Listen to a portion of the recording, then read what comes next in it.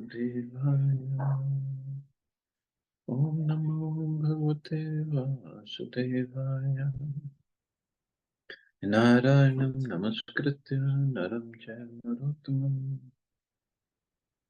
Devim Saraswatim Vyasam Tato Jayamudire Nashtaprayeshu Bhadreshu Nityam Bhagavate Sevaya Bhagavati Uttam Shloke Bhaktir Bhavati Nashtaki. So continuing with the discussion on Sri Chaitanya Charitamrita, Antya Lila, Chapter 1, Srila Rupa Goswami's second meeting with the Lord. Text 78 onwards.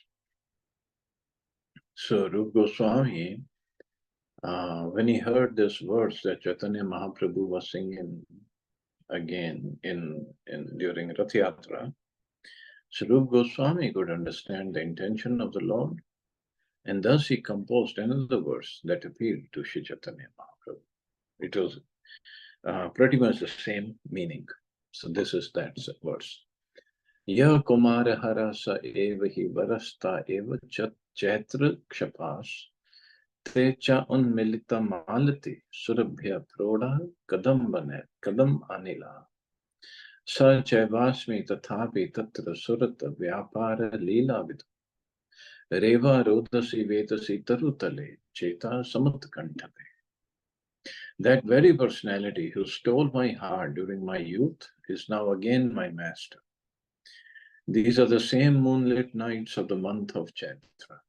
The same fragrance of malati flowers is there, and the same sweet breezes are blowing from the Kadamba forest. In our intimate relationship, I'm also the same lover, yet still my mind is not happy here. Not happy here means in Kurukshetra. I'm eager to go back to that place on the bank of the Reva under the Vedasi tree. That is my desire. So this is, this is the verse recited by Sri Chaitanya Mahaprabhu.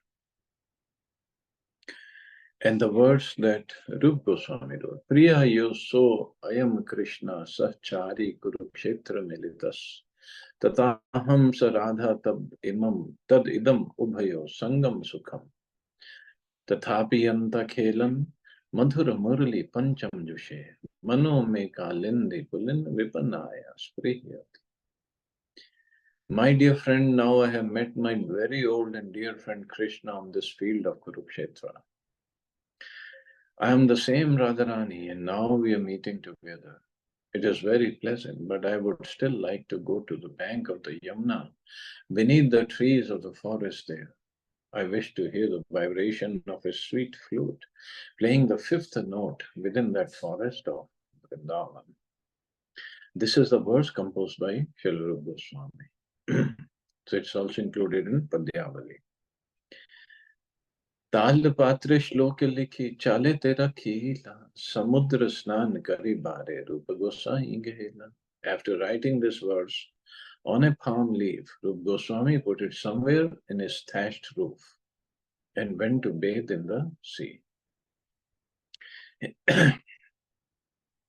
Hina kale Prabhu aina tahare mili chale shlok dekhi Prabhu lagila padi.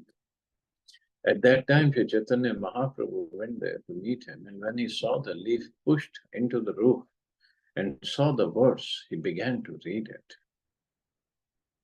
Shloka padi Prabhu sukhe prema vishta haila hena kale rupa gosai snan kari ai. After reading the verse, Sri Chaitanya Mahaprabhu was overwhelmed by ecstatic.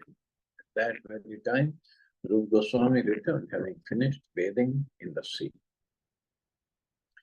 प्रभु देखी दंडवत प्राण गणे पड़ी प्रभु तारे छापड़ मारी कहिते लागी. Seeing the Lord, Sri Rupa Goswami fell flat in the courtyard to offer obeisances. The Lord slapped him mildly in love and spoke as Guda Mora Hriday Tui Jani Lake Mahane Eta Kahi Rupe Kaila Dreda Alingane. My heart is very confidential. How did you know my mind in this way? After saying this, he firmly embraced Rupa Goswami. Sei shlokalaya Prabhu Swarupe dekhaila Swarupera pariksha lagi Tahare puchila. Sri Chaitanya Mahaprabhu took that verse and showed it to Swarup Damodar for him to examine. Then the Lord questioned him. More antar varta rupa jani lake mane Swarup kahe jani kripa kariyache yapane. How could Rup Goswami have understood my heart? The Lord asked. Swarup Damodar replied, I can understand that you have already bestowed your costless mercy upon him. अन्यथा ये अर्थ कर नाही है ज्ञान तुम्ही पूर्व कृपा कैला करी अनुमान. No one could otherwise understand this meaning. I can therefore guess that previously you bestowed upon him your causeless mercy. प्रभु कहे यो माय प्रयागे में लीला योग्य पात्र जानी आए मोर कृपा है. Sri Chaitanya Mahaprabhu replied, Rup Goswami met me at Prayag. Knowing him to be a suitable person, I naturally bestowed my mercy upon him. Tabe Shakti Sanchariyami Kailu Upadesha Tumi Kahyo Ihaya Rasera Vishesha. I thereupon also bestowed upon him my transcendental potency. Now you also should give him instructions. In particular, instruct him in transcendental mellows. Swarup kahe yate श्लोक देखिलो तुम्ही करियाच कृपा tabahi janilo. Swarup Damodar said, as soon as I saw the unique composition of this verse, I could immediately understand that you had bestowed upon him your special mercy. Phalena phal karanam anuniyate. By seeing a result, one can understand the cause of that result. This verse is from the doctrines of Nyaya or logic. Swarga hema mrinali nam nana mrinalagar bhujo bhajama annanurupam tanrupa riddhim karyam nidanadhi gunanadhite. The river Ganga flowing in the heavenly planets is full of golden lotus flowers, and we residents of those planets eat the stems of the flowers. Thus we are very beautiful, more so than the inhabitants of any other planets. This is due to the law of cause and effect. For if one eats if one eats food in the mode of goodness, the mode of goodness increases the beauty of his body. So one's bodily luster, beauty, one's constitution, one's activities, one's qualities, all depend on the law of cause and effect. There are three qualities in material nature. And as stated in Bhagavad Gita, Karanam Guna Sangvasya Sadasad Yoni Janmashu. One takes birth in a good or bad family according to his previous association with the qualities of material nature. Therefore, one seriously eager to achieve transcendental perfection, Krishna consciousness, must eat Krishna prasadam. Such food is sattvic or in the material quality of goodness, but when offered to Krishna, it becomes transcendent. Our Krishna consciousness movement distributes Krishna prasadam, and those who eat such transcendental food are sure to become devotees of the Lord. This is a very scientific method. As stated in this verse from Nal Nashar, Karyam Nidanad Dhi Gunan Adhite. If in all his activities a person strictly adheres to the code of goodness, he will certainly develop his dormant Krishna consciousness and ultimately become a pure devotee of Lord Krishna. Unfortunately, at the present moment, the bodily constitutions of the leaders of the society, especially the government leaders, are polluted. As described in Bhagavatam, asanskrita kriya hina rajasa tamasa. Such leaders have no chance to purify their age. Politicians meet together and exchange good wishes by drinking liquor, which is so polluted and sinful, but naturally, drunkards and meat eaters develop a degraded mentality in the mode of ignorance. See, so much food that we intake, so much it affects everything, every aspect of it. See, even scientifically looking at, if we are eating flesh and that food in the mode of ignorance. So as we know, our body is composed of trillions and trillions of cells. So, and the cells are living entities. Every cell is a living being. So all those cells consuming that mode of ignorance food, they get affected. And if we look at people in that mode, look at their faces compared to people who are eating sattvic food. It's completely different. And that body, they're consuming so much of meat and alcohol. Um,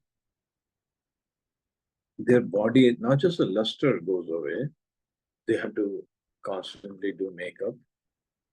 Also, the body remains very sick because those cells, they lose their original strength for human beings, because this is the food that they're supposed to eat, the food in the mode of goodness. So, and moreover, they're accruing so much of negative karma. It's just ridiculous proposal to eat non-veg food, but it's so expensive and at the same time so popular. It's just crazy. The process of eating in different modes are explained in Guru, wherein it is stated that those who eat rice, wheat, vegetables, milk products, fruit and sugar are situated in the elevated quality of goodness. Therefore, if we want a happy and tranquil political situation, we must select leaders who eat Krishna Prasad, or who eat only Krishna Prasad. Otherwise, the leaders will eat meat and drink wine, and thus they will be asanskrita, unreformed, and kriyahina, devoid of spiritual behavior. In other words, they will be malechas and yavans, or men who are unclean in their habits. Through taxation, such men exploit the citizens as much as possible. And in this way, they devour the citizens of the state instead of benefiting them. We therefore cannot expect a government to be efficient if it is headed by such unclean malechas and yavans. And very true in today's whatever happened in India in the political election.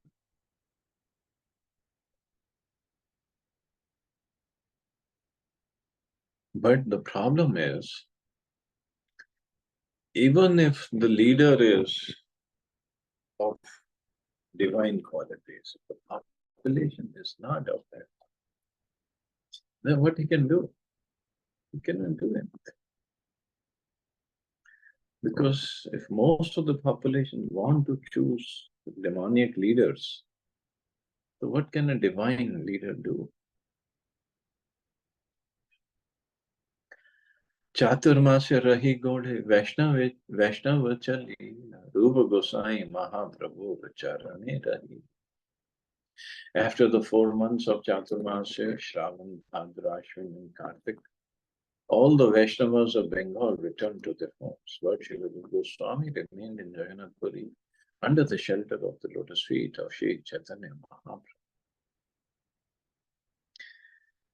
So going back to that verse that Rupa Goswami wrote, and Chaitanya Mahaprabhu showed it to Swarup Damodar Goswami, and Swarup Damodar, it has to be your mercy. You must have bestowed your mercy on him. So he understood your heart, the feelings. That's why there's a shloka for Rupa Goswami. Shri Chaitanya Mano Abhishtam Sthapitam Yena Bhutale. Shri Chaitanya Mano Abhishtam. He understood the Abhishta, the desires or his emotions of his heart. Sri Chaitanya, Sri Chaitanya Mano Abhishtam, Rupa Goswami understood, Swayam Rupa Dadati, Swayam Padanti. I'm missing one word. That, and then Rupa Goswami tried to establish that Mano Abhishta of Chaitanya Mahaprabhu on Bhutale, on the earth, and made that Rupa Goswami be merciful upon. And obviously Mahaprabhu said, yes, I gave him my mercy. And another thing to notice here is like Rup Goswami, Swarup Damodar Goswami, when he said, you must have bestowed your mercy upon him. Nobody was envious of Rup Goswami, that he was the junior most in terms of age-wise in that group. But nobody was envious of him, that how come he got mercy? How come he wrote this shloka? How come he didn't? Or I didn't? Or how come I don't get the mercy or an embrace from Sri Chaitanya Mahaprabhu? How come Rupa Goswami is getting it? No, they were not envious. In fact, they were happy that Rupa Goswami got that mercy, and they would encourage him to write more. That is Vaishnava relationship.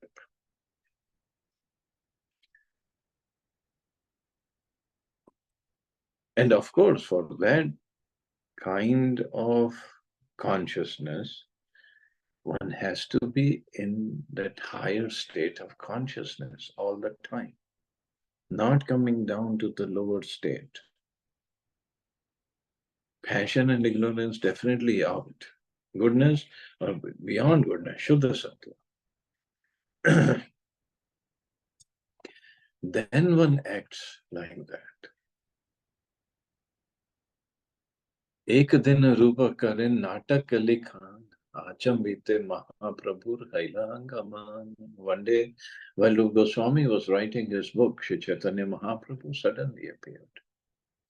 Sambhrame duhe uthi dandavat haila, duhe alingiya Prabhu asane vasila. As soon as Haridas Thakur and Rupa Goswami saw the Lord coming, they both stood up and then fell down to offer him their respectful obeisances. Sri Chaitanya Mahaprabhu embraced them both and then said,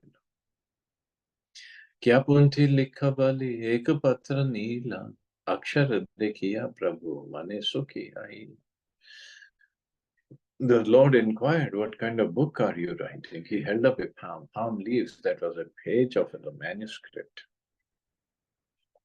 And when he saw the fine handwriting, his mind was very pleased. So even on the palm leaves, it's not that easy to write on palm leaf. Because the paper is plain and straight, but palm leaf is not like a paper. But still, Rupa Goswami's handwriting was very fine. Mahaprabhu was pleased to see that. Actually, when we were growing up, we were forced to write every day on paper, one paragraph in Hindi and one in English, so we improve our handwriting. And nowadays, everybody is typing on the smartphone or on laptop, so nobody cares for handwriting. But it's a good skill to have good handwriting. Shirupera aksharayena mukutara panti, prita haya karen prabhu akarshera stuti. Thus being pleased, the Lord praised the writing by saying, the handwriting of Rupa Goswami is just like a rose of curls. Sai patre prabhu ek shloka yadekila, padite shloka premi avishta haila. While reading the manuscript, Sri Chaitanya Mahaprabhu saw a verse on that page. And as soon as he read it, he was overwhelmed by ecstatic love. And this is again very, very beautiful verse. Tunde tandavini ratim vitanute tundavali labdhyay. Karna kroda kadambini ghatiyate karnar budebhya spriham. Cheta prangana sangini vijayate sarvendriyanam kritim. No jane janita kiyadbhiramrite krishneti varnadvai. I do not know how much nectar the two syllables Krishna have produced. And this is, if not the verse, at least we should remember the translation. Good for chanting. When the holy name of Krishna is chanted, it appears to dance within the mouth. We then desire many, many mouths. When that name enters the holes of the ears, we desire many millions of ears. And when the holy name dances in the courtyard of the heart, it conquers the activities of the mind, and therefore all the senses become inert. So this is the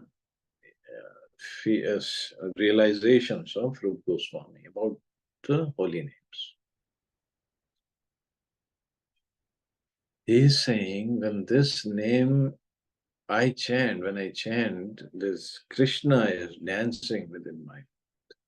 Then we desire many, many mouths, because Krishna is so sweet and his name is also so sweet.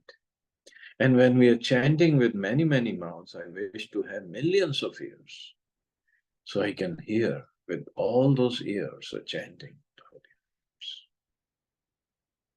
And when the holy name, then from mouth to ear, and from ear it goes into my heart. When the holy name dances in the courtyard of the heart, it conquers the activities of the mind, and therefore all the senses become inert. Means now no more mind going here or there. No more thinking of sense gratification. This is what happens when we chant properly.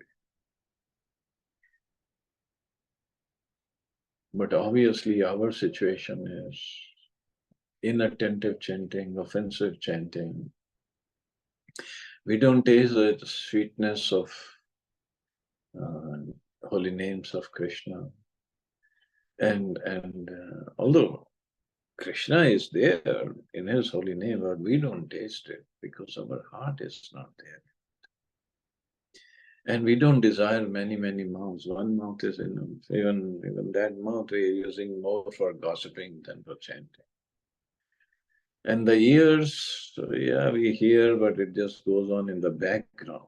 In the foreground, something else is going on.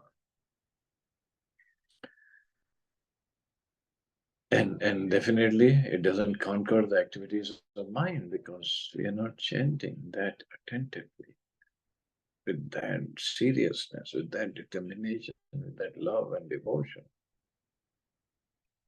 So, but this is how Rupa Goswami was chanting.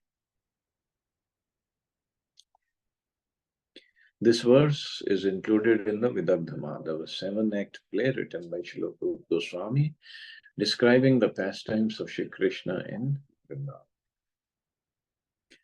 And now, hearing that shlok, who becomes happy? Namacharya Haridas Thakur. Shloka Shuni Haridas, Haila Ullasi, Nachite Lagila Shloka, Artha Parashansi. When Sri Chaitanya Mahaprabhu chanted this verse, Haridas Thakur, upon hearing the vibration, became jubilant and began to dance while praising its meaning. Krishna Namera Mahima Shastra Sadhu Mukhe Jani. Namera Madhuri Aiche Kaha Nahi Shuni. One has to learn about the beauty and transcendental position of the holy name of the Lord by hearing the revealed scriptures from the mouths of devotees. Nowhere else can we hear the sweetness of the Lord's holy name. It is said in the Padma Purana, Nata Shri Krishna Namavati, Na Bhavet Graham Indriya.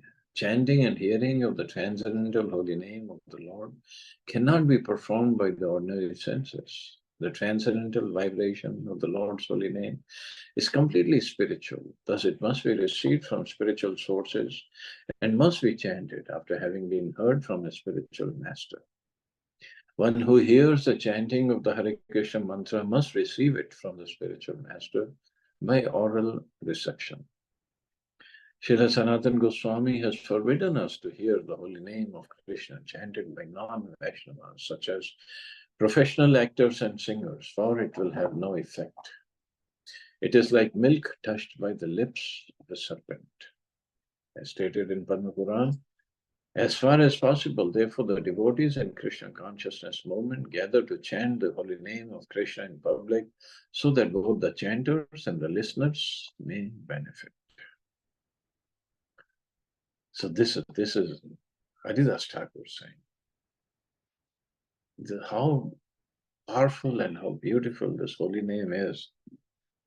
It's just we have to develop taste for chanting. That's all. Okay, I guess we'll stop here. See anybody has any questions or comments.